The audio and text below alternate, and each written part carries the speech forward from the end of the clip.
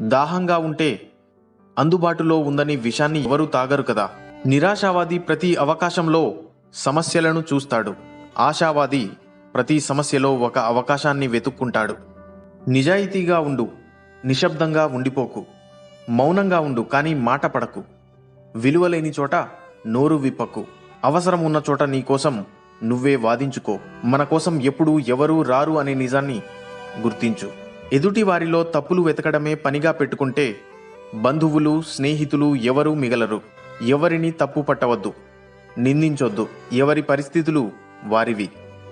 దేవుడు నిన్ను కాపాడడానికి నీ జీవితంలో నుంచి కొంతమందిని తప్పిస్తాడు.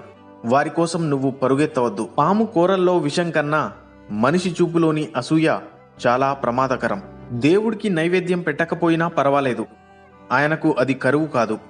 కానీ వయసు మళ్ళిన అమ్మా నాన్నలకు ఒక ముద్ద అన్నం పెట్టండి. వాళ్ళు మనకు బరువు కాదు.